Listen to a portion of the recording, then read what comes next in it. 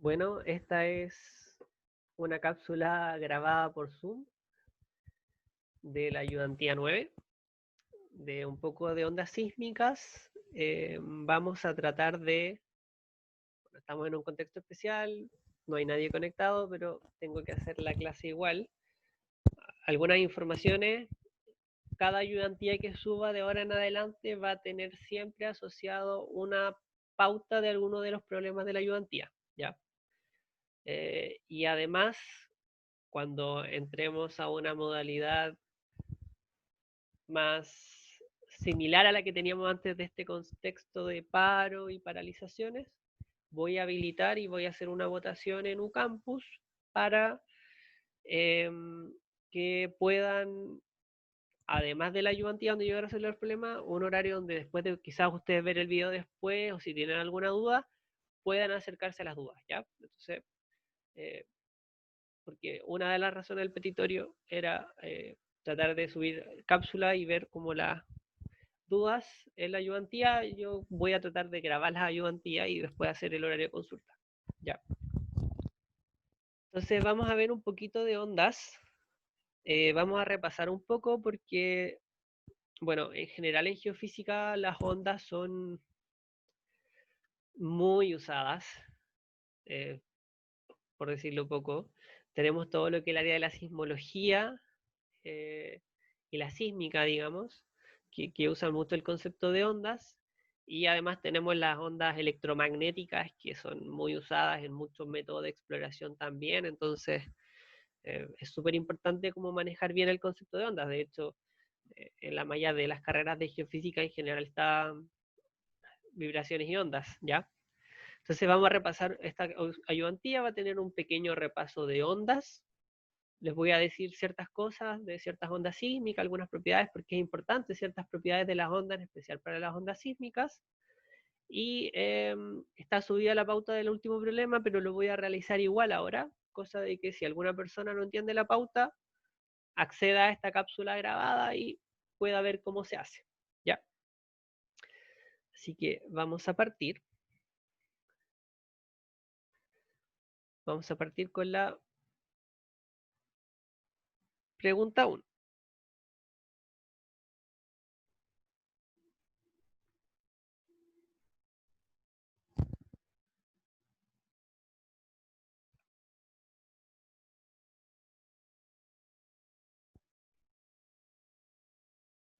Entonces, para una onda transversal en la figura, que tiene un periodo de 20 segundos, hay que calcular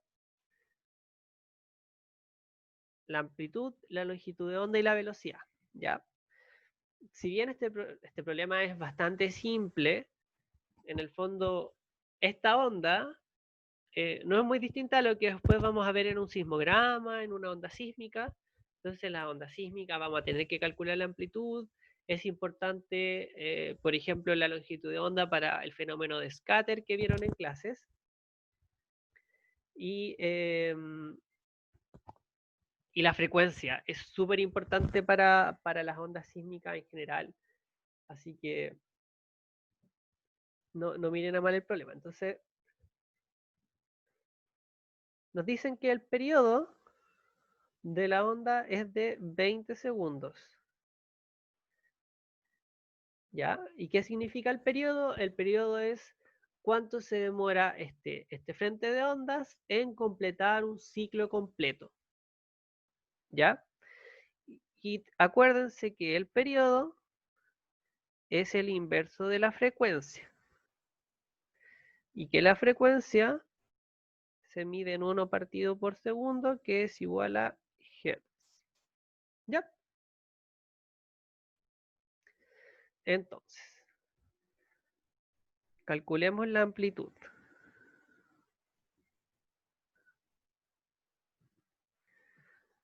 Podemos ver que la amplitud en la figura va a ser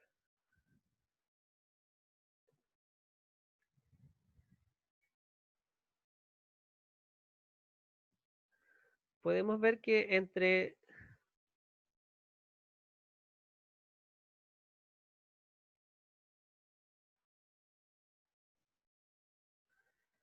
entre el tope de esta onda, el punto D y F, por ejemplo, o entre cresta y valle, como se denomina, tenemos 10 centímetros, ¿ya? Y en general la amplitud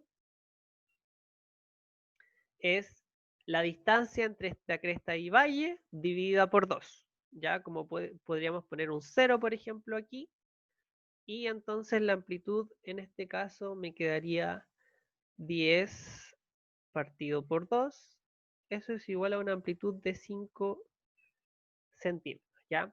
La amplitud es un concepto que se ocupa mucho, lo vamos a ver en cómo calcular las magnitudes de los terremotos, porque al final esta amplitud es algo medible que va a quedar registrado en los sismogramas, que es eh, cómo se, cómo se puede medir cierta magnitud o qué tan grande fue el terremoto, ¿ya? Después tenemos la longitud de onda. ¿Cómo podemos definir la longitud de onda? La longitud de onda se puede definir como la distancia de un ciclo completo, tiene que ver con la frecuencia espacial, también es conocido, y se puede medir, por ejemplo, entre la distancia entre dos crestas consecutivas, la diferencia entre dos valles consecutivos o identificando cuántos ciclos se hacen. Entonces, un ciclo eh, o una forma de la onda va a tener una distancia asociada, ¿ya? En este caso, para no confundirnos, podemos pensar que, por ejemplo,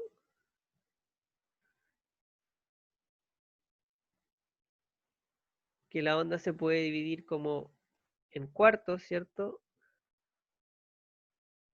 Entonces aquí tengo la mitad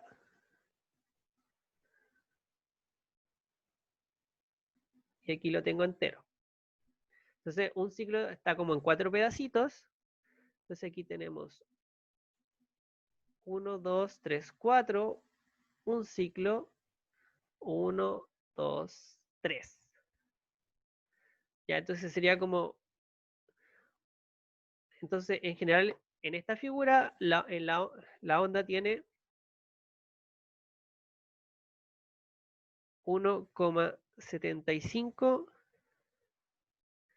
longitudes de onda, o un entero y 3 cuartos. Y eso es igual a 35 centímetros. ¿Ya? Entonces, la longitud de onda va a ser 35 partido 1,75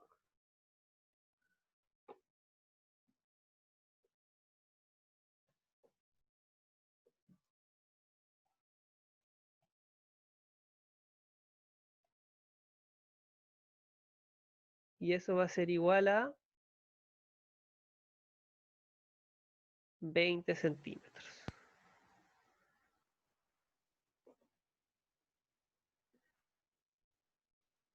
Finalmente, me piden la velocidad,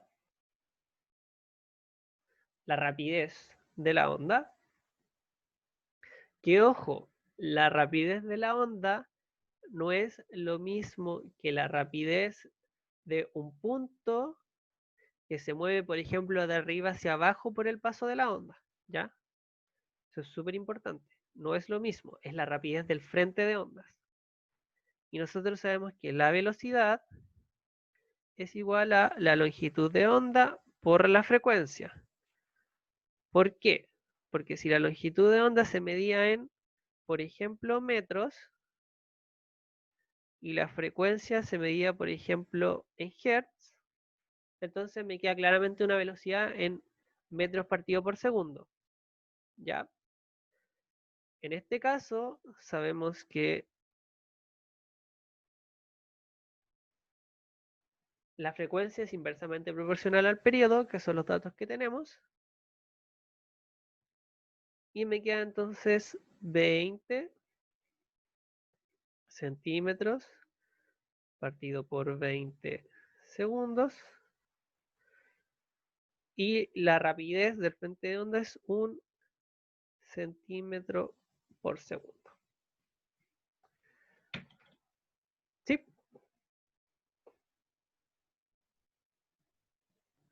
Entonces, así repasamos muchas cosas. La velocidad de las ondas sísmicas es súper importante. Ustedes saben que hay una onda P, una onda S, que quizás lo vamos a ver más adelante. También que la velocidad depende mucho del medio donde yo me estoy propagando, por las densidades. Entonces es un concepto que, al menos en esta parte del curso, va a ser súper importante. ¿Ya? Entonces ahora vamos a la pregunta 2.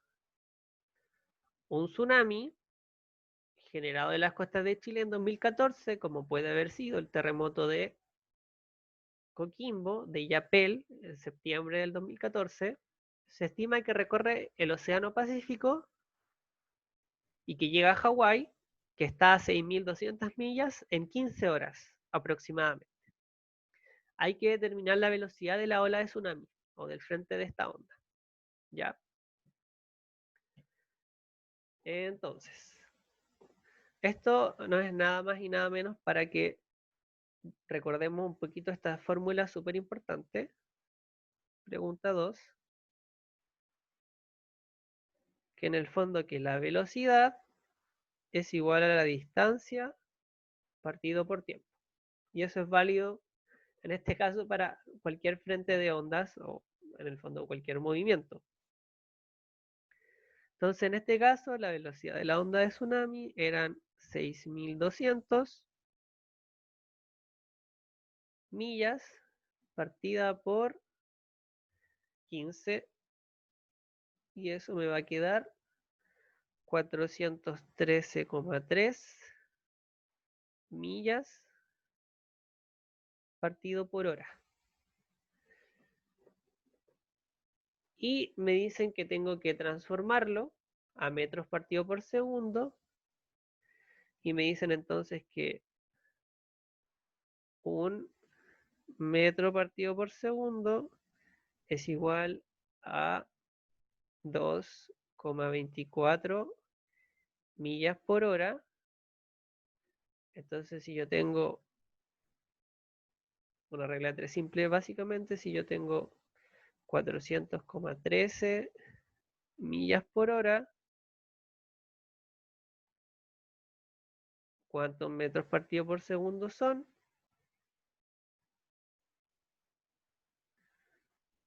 Entonces, eso me da que mi velocidad es 184,5 metros partido por segundo. ¿Ya? Lo interesante es ver, por ejemplo, esto en kilómetros por hora, y podemos ver que la ola de tsunami, por ejemplo, tiene más o menos la velocidad de un avión, ¿ya? Como ese orden de magnitud en kilómetros por hora. Entonces, igual, hay una forma de estimar si ocurre un terremoto en Japón, un terremoto en Hawái, que no puede pasar, en Hawái al menos, tan importante para hacer tsunami génico. Podamos calcular cuánto se van a demorar las olas o el frente de olas en llegar. ¿Ya? De hecho, existe un organismo que es el NOAA, que además existe también toda una red de alerta de tsunami del Pacífico de la que se carga el NOAA, que es un poco esto, que como cualquier terremoto dentro de este cinturón del fuego del Pacífico puede generar tsunamis que van a afectar a otros lugares, se generan estas alertas. Incluso está el mito que para el 2010 este organismo, el Pacific Warning System, llamó a la ONEMI y les avisó que había un tsunami. Y creo que la persona que les contestó no sabía inglés. ¿Ya? Así que ese es uno de los mitos.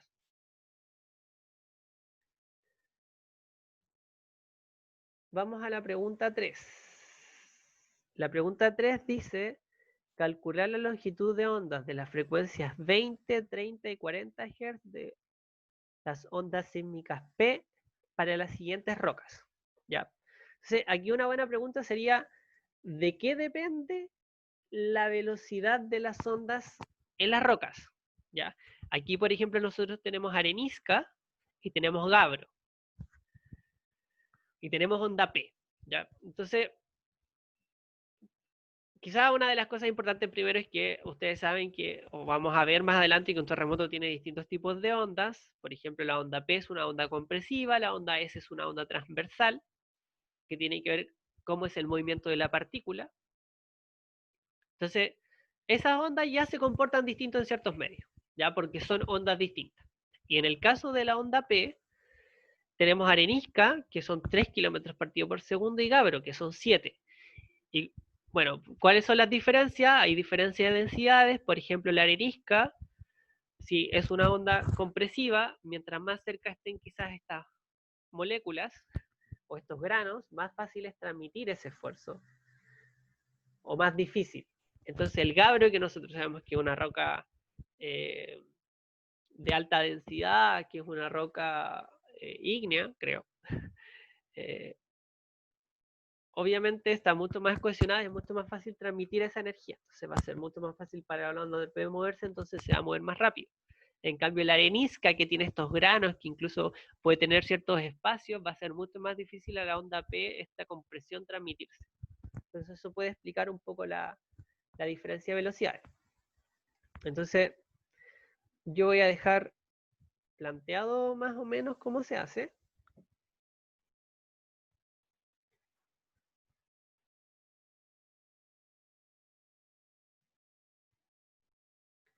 Entonces, también una cosa que es súper interesante notar es que parece que la onda sísmica P tiene distintas frecuencias, ¿ya? Y tiene que ver con que en un terremoto rompe y genera muchas frecuencias. Y después esas frecuencias las podemos ordenar en un histograma, por ejemplo, y los tipos de frecuencias, existen las bajas frecuencias, las medias frecuencias, las altas frecuencias, a mí me podrían indicar qué tipo de terremoto fue. Por ejemplo, en volcanes nosotros tenemos muchos tipos de sismos distintos. Tenemos sismos que tienen que ver con el movimiento del magma, otros sismos que tienen que ver cuando el gas va rompiendo rocas.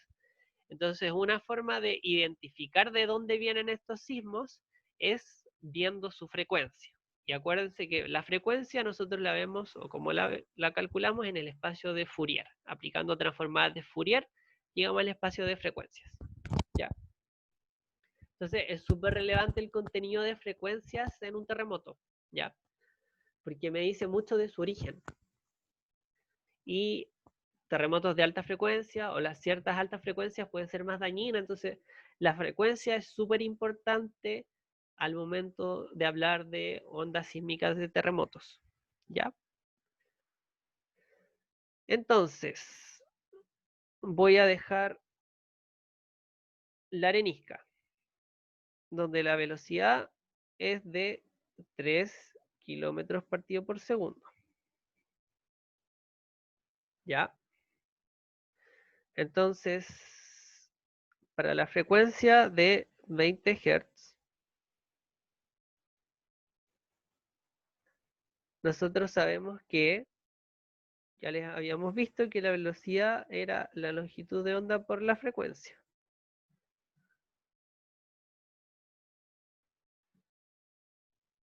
Entonces,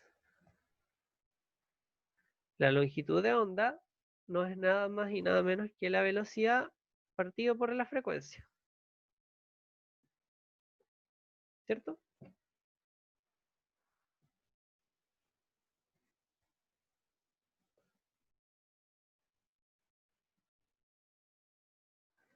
Entonces va a quedar 3 partido por 20, y eso es igual a 0,15 kilómetros. ¿Ya? Te puede parecer un ejercicio un tanto extraño, pero en general la longitud de onda es un buen indicador cuando yo estoy haciendo prospección sísmica. En el fondo yo estoy intentando extraer información del medio a través del uso de ondas sísmicas, ya sea activamente, es decir, yo genero las ondas o llega pasivamente, y esta longitud de onda me indica como la capacidad de esta onda de ver ciertos cuerpos. cuál tiene que ser como la dimensión mínima, etcétera. Entonces, es bastante importante y como ustedes también saben, existe un fenómeno llamado scattering, que lo vieron con Laura, y tiene que ver con cuando mi longitud de onda de la onda incidente es muy parecida a, a ciertas dimensiones del medio al que está llegando. ¿Ya? Queda pendiente hacerlo para 30 y 40 Hz porque es básicamente lo mismo. ¿Ya? Y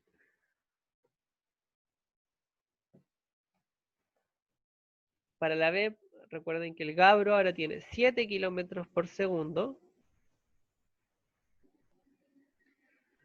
Y ahora lo voy a hacer, por ejemplo, para que veamos para una frecuencia de 40 Hz.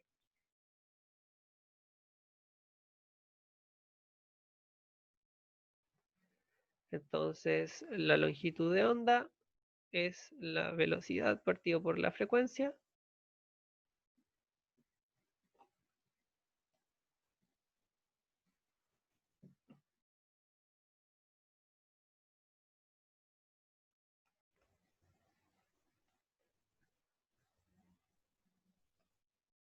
Y por lo tanto me quedaría 7 partido por 40.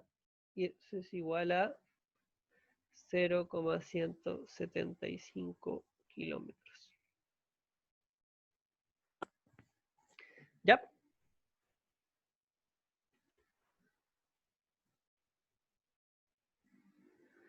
Y con eso queda resuelta toda la ayudantía. Está el video. Pero a mí me gustaría ver también un poco de el ejercicio que les subí. ¿Ya? ¿Por qué? Porque en lo personal yo tengo una memoria auditiva, entonces muchas veces ver una pauta para mí no es muy útil si alguien no me la está explicando. Entonces, lo que voy a hacer es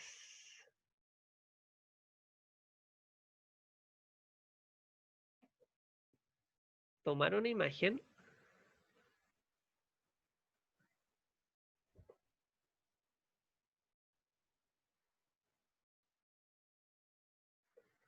La imagen de la P4 y la voy a realizar para que les quede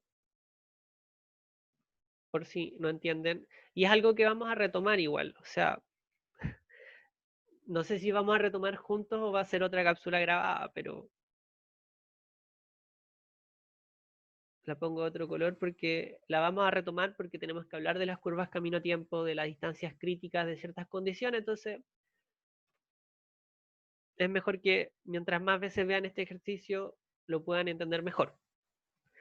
Entonces, nosotros tenemos una fuente, por ejemplo, una fuente en S.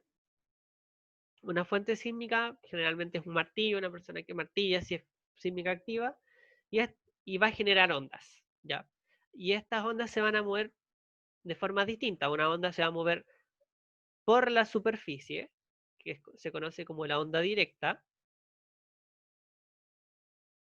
Tenemos otra onda que se va a reflejar, que se conoce como la onda reflejada, y tenemos una onda que se va a refractar críticamente, y es decir, va a viajar por la superficie de la segunda capa. Generalmente, ¿cómo se habla técnicamente de esto? Esto se habla de una capa con un semiespacio homogéneo. ¿Ya? Entonces sería una capa de velocidad 1 con el espacio homogéneo que puede ser infinito hacia abajo de velocidad 2. Si nosotros tenemos dos capas, vamos a tener tres velocidades, la capa 1, la capa 2 y el espacio homogéneo 3. Ya, eso es súper importante. Como aquí no se dice que hay dos capas, digamos, sino que se habla de que hay una capa y un semiespacio homogéneo. Ya, como conceptos para que se manejen un poco más claro. Entonces vamos con la onda directa, ¿ya? Y la onda directa vendría siendo . . 。 . 。 . 。 . 。 . . . . . 。 . . . . . . . . . . . . . . . . . . . . . . . . . . . . . . . 。 . . 。 . . . 。 . . . 。 . . esa, que marqué en azul.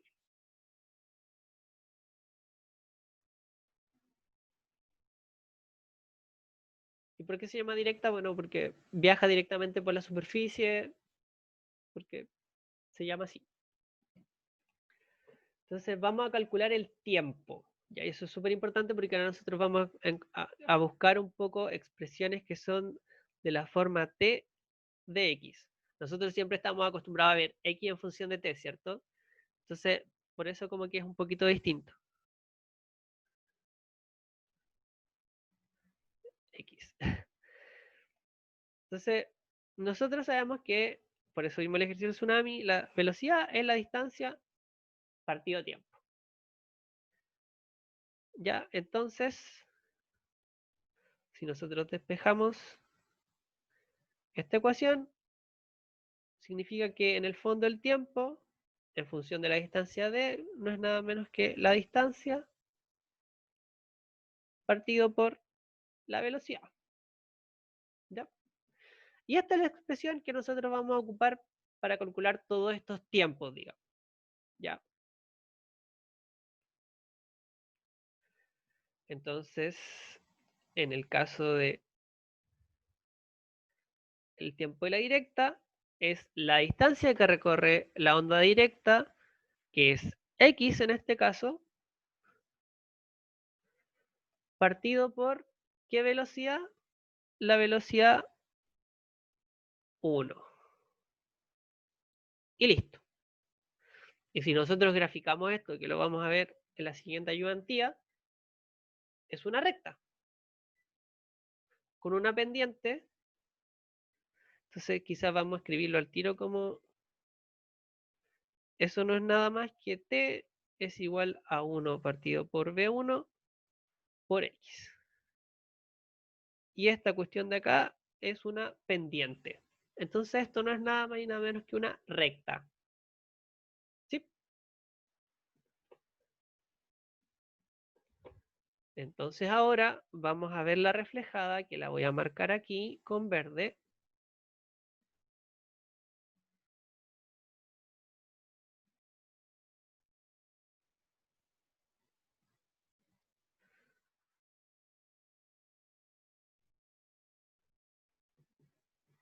Entonces esta va a ser la reflejada.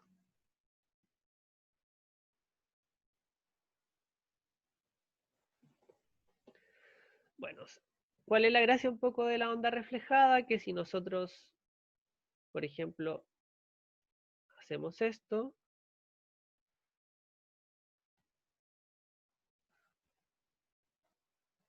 este ángulo y este ángulo son iguales. ¿Ya?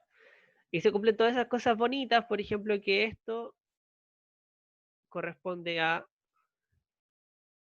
que justo donde está esa vertical corresponde a la mitad de lo de arriba. ¿Ya? Lo que a nosotros siempre nos gustaría, que hay ángulos rectos y las cosas se dividen por la mitad, es perfecta. ¿Ok? Entonces, en este caso,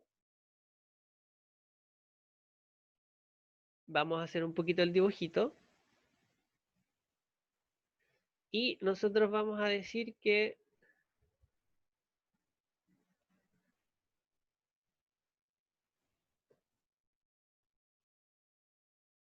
este pedacito de acá, o la distancia que va a recorrer, se va a llamar D. Entonces la onda recorre 2 veces D. ¿Ya? Y vamos a hacer un poquito el monito. Nosotros vamos a tener esta situación de ángulo recto, que es lo que nos gusta. Esto es el espesor H. Esto vimos que era X medios. Y esto nosotros lo llamamos D. Entonces, si nosotros calculamos D en función de las cosas que nosotros sabemos del problema, porque no conocemos D, D es una hipotenusa, así que es X medio al cuadrado más H al cuadrado. ¿Ya?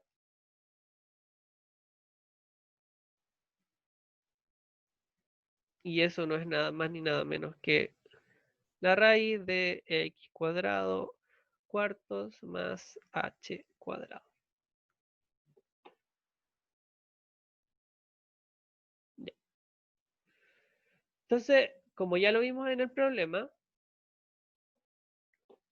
al final la distancia, el tiempo, es igual a la distancia que recorre, en este caso era 2 veces ese valor d, partido por la velocidad del medio, que en este caso es la velocidad 1, porque se mueve solamente en la capa 1 que tiene velocidad v1.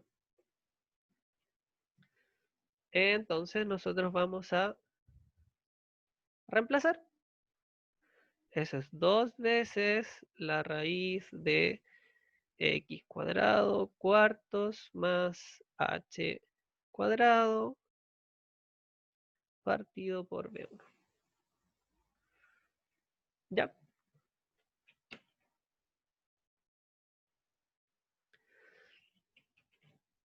Así de simple, digamos. Ahora bien, yo voy a hacer unos pequeños arreglines en esta ecuación para que lleguemos a una ecuación, como llegamos a una ecuación de la recta, a ver otro tipo de ecuación que nos diga cómo va a ser esto gráficamente, que como ya les dije lo podemos ver o lo van a ver en las clases también. Entonces, vamos a hacer pequeños arreglos, y con pequeños arreglos me refiero a hacer cosas como pasar el 2 hacia adentro, entonces me va a quedar la raíz de 4 por x cuadrado cuartos más 4h cuadrado partido por v1. Y no solo eso, sino que podemos hacer también una gran raíz. Y obviamente esto se me simplificaba. Y me puede quedar x cuadrado partido por v1 al cuadrado más 4h cuadrado partido por v1 al cuadrado. Entonces, bueno, ¿por qué hice esto? Porque en el fondo tengo que t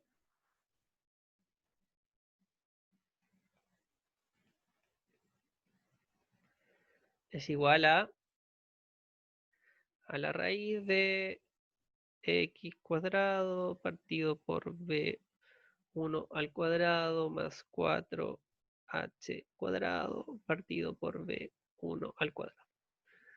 Y lo que voy a hacer ahora es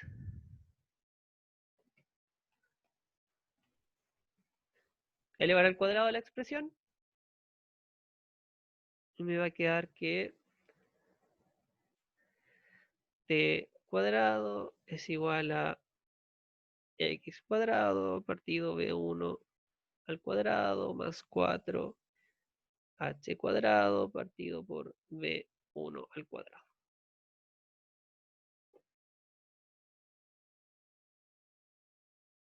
Y todavía yo creo que se preguntan qué estoy haciendo.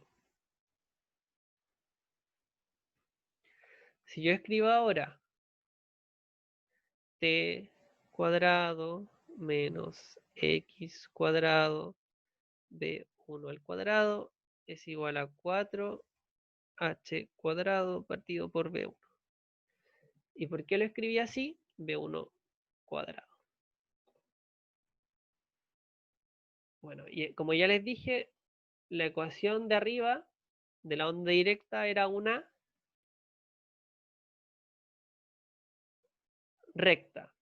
Y en este caso nosotros tenemos la ecuación de una parábola.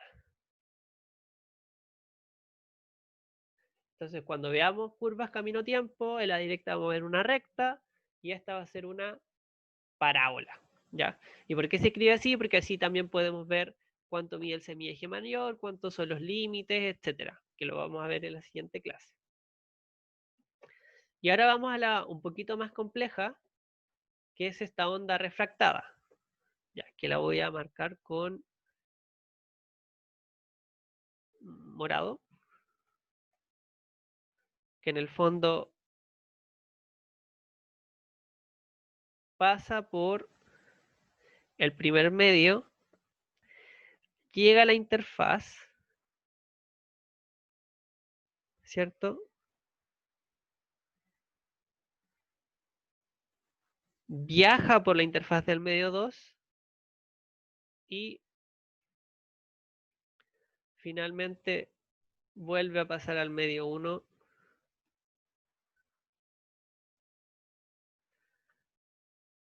porque se refractó críticamente, ¿ya?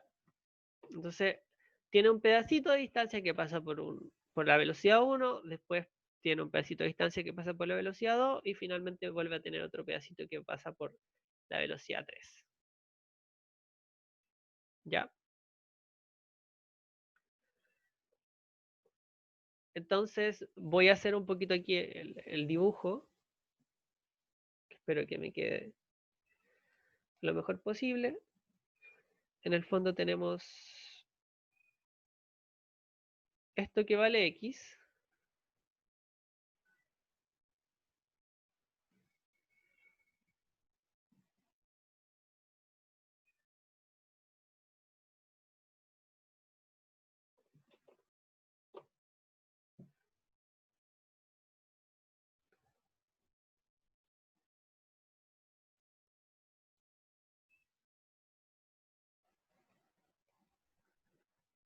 Entonces,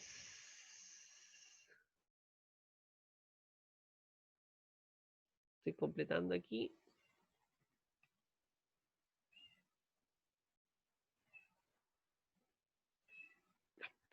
Lo mejor que pude.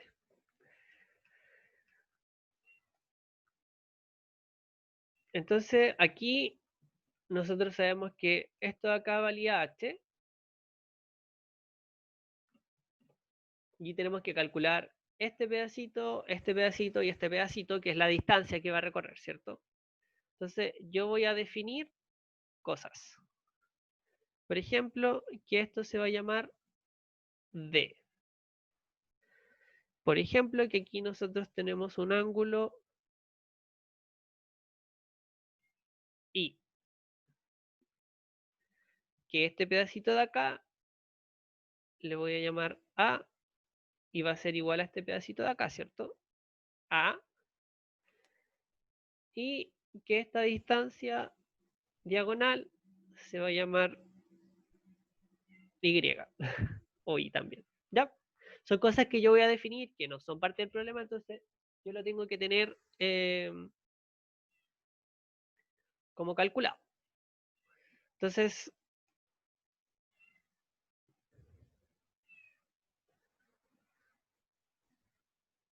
el tiempo, como ya les dije, es la distancia partido por la velocidad. En este caso, la distancia en el medio con velocidad 1 va a ser 2i, ¿cierto? Partido por la velocidad del medio 1. Más la distancia d que recorre a una velocidad 2. ¿Sí? Así de simple. Así de simple.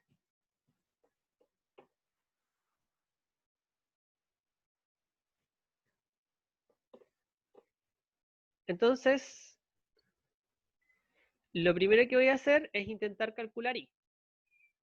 ¿Ya? Que es este de acá. Después voy a intentar calcular d y lo voy a reemplazar. ¿Ya? Y tengo que calcular i en función de cosas que yo sé. Entonces, vamos a calcular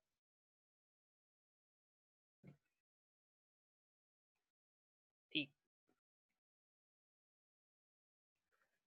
Entonces, nosotros podemos ver en la figura que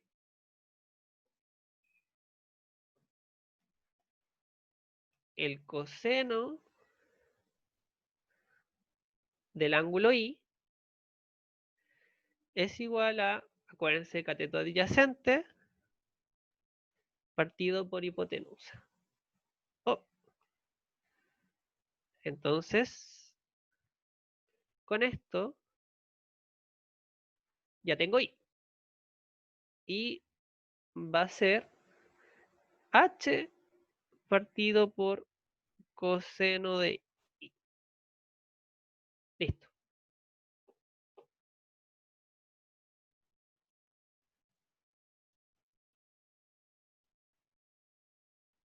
¿Sí? Y ahora tengo que calcular d. Nosotros podemos ver que en la figura que x es igual a más d más a. Entonces vamos a escribirlo.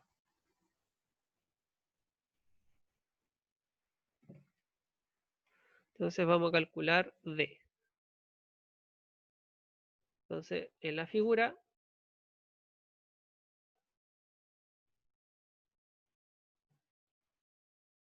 nosotros sabemos que x es igual a más d más a. Y por lo tanto,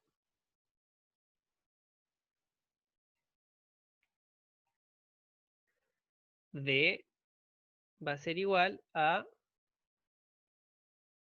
x menos 2a. Nosotros sabemos, x es parte del problema, digamos. Así que lo que nosotros tenemos que hacer es calcular a. ¿Sí? Y al igual que nosotros hicimos con el pedacito y,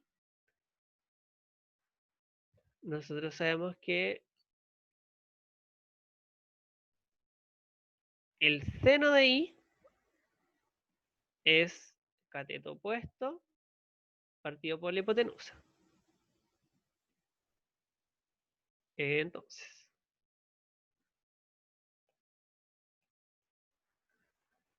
nosotros sabemos que el seno del ángulo i es igual al cateto opuesto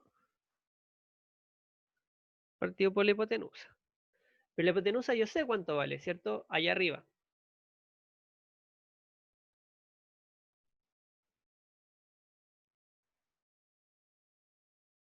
Entonces, a es igual a seno de i por i, que es la hipotenusa.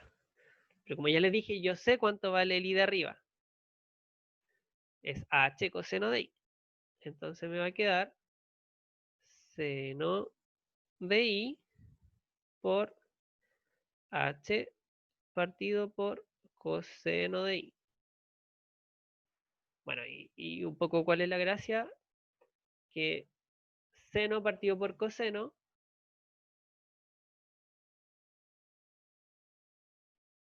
es tangente, por definición. Entonces, a no es nada más y nada menos que h tangente de i.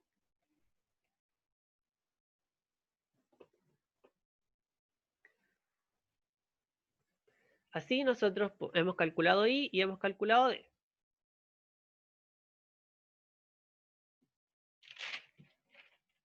Entonces,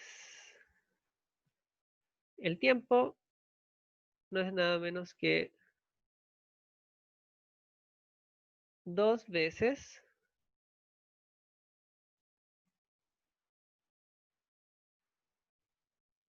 h partido por d1 por coseno de i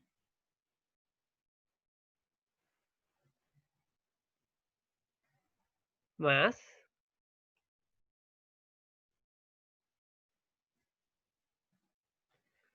x menos 2h tangente de i partido por b2.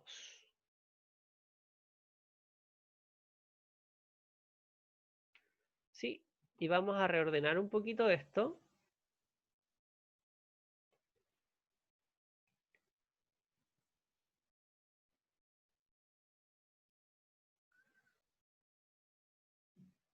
Y me va a quedar 2h por 1 partido por B1 coseno de I menos 2H tangente de I partido por B2 más X partido por B2. ¿Sí?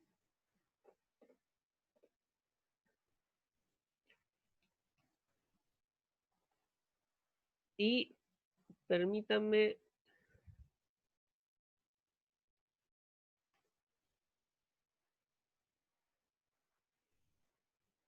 que voy a trabajar con un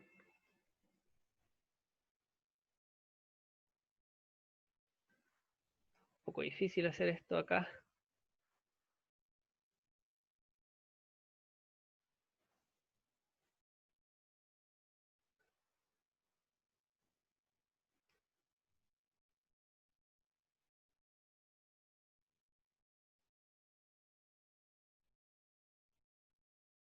Este término, ¿ya? ¿Por qué? Porque, bueno, la van a ver en la clase, pero existe algo llamado la ley de Snell, ¿ya? Y que tiene que ver con los ángulos incidentes y los ángulos de refracción o refractados, ¿ya?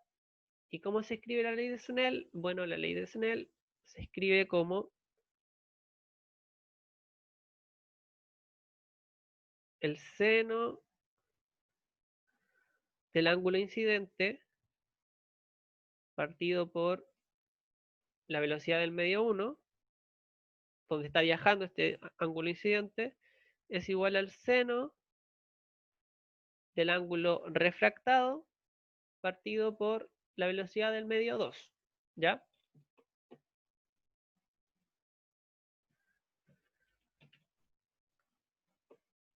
Entonces, en este caso,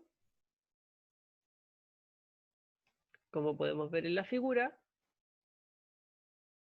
estamos en una situación bien particular del ángulo refractado porque en el fondo el ángulo refractado no pasa hacia abajo, sino que tiene un valor límite. Y que si nosotros lo medimos de así hacia allá, entonces si nosotros medimos, por ejemplo, el ángulo refractado así,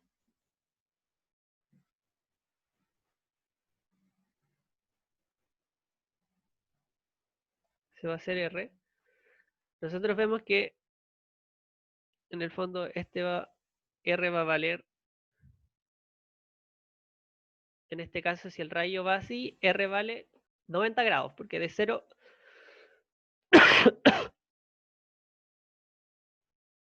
a 90. Entonces, para este caso muy particular,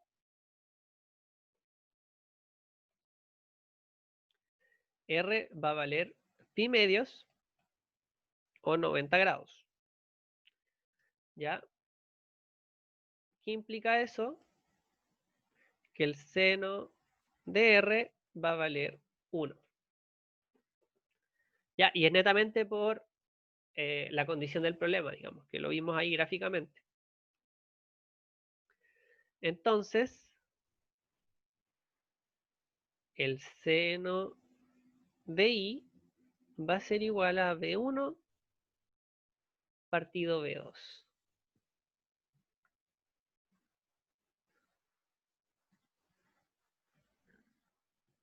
¿Ya? Y no está de más recordar que la tangente de I es igual al seno de I partido por el coseno de I. ¿Ya?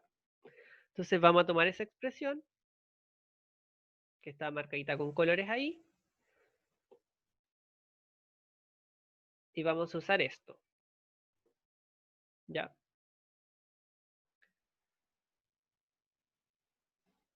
Entonces vamos a tratar de reordenarlo.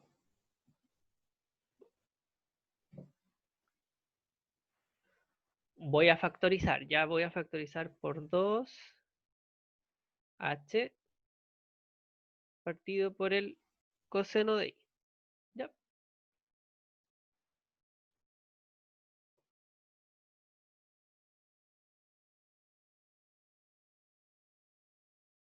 Entonces me va a quedar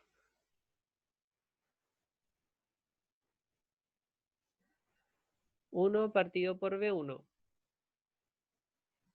menos 1 partido por B2. Y acuérdense que la tangente es seno partido por coseno. Entonces en este caso me va a quedar solamente el seno de I.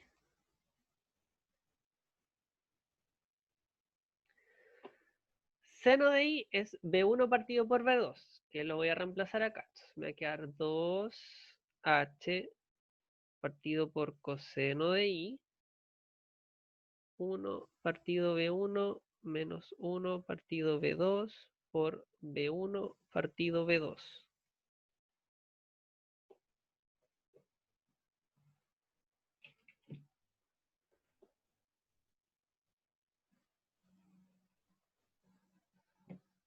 Bueno, y vamos a hacer toda la matemática. 2H partido por coseno de I, paréntesis de B1 por B2 al cuadrado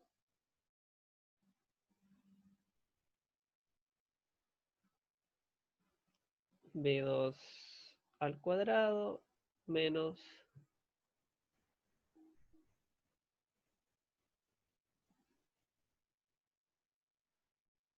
B1.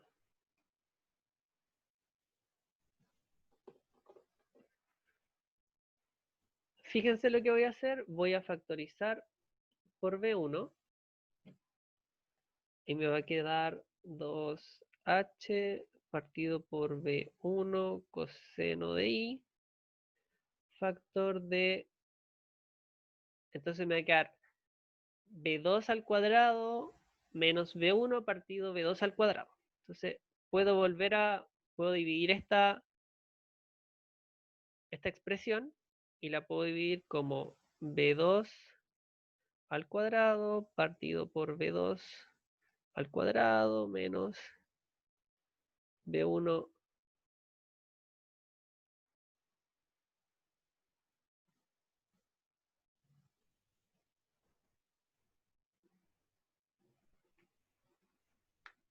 Claro, aquí obviamente esto era cuadrado. Upsi. B1 al cuadrado partido por B2 al cuadrado.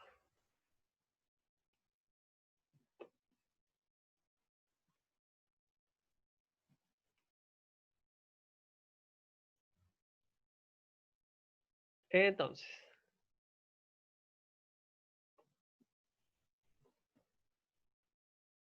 esto va a valer 2H partido por B1 coseno de I, 1 menos B1 al cuadrado partido B2 al cuadrado. Y ahí ustedes se preguntarán, bueno, ¿por qué hice todo esto? Bueno, porque esto de acá es igual a 1, si recordamos que 1 es igual a seno cuadrado de I más coseno cuadrado de I. Eso significa que 1 menos seno cuadrado de I es igual al coseno cuadrado de I. Y esto que está acá no es nada más y nada menos que seno de I al cuadrado. ¿Sí? Por la definición que hicimos arriba. Entonces,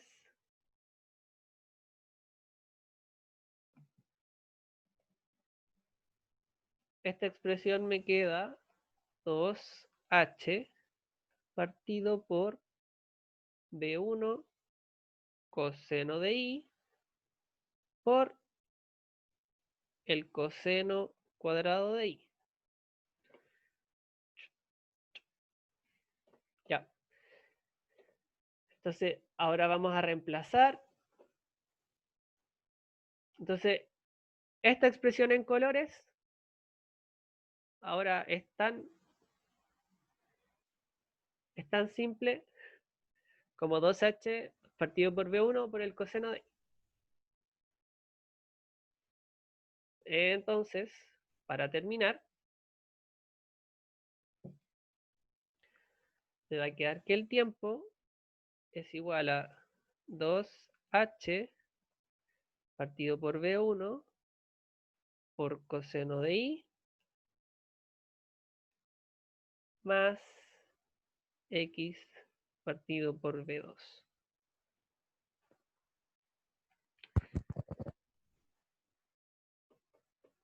Y listo.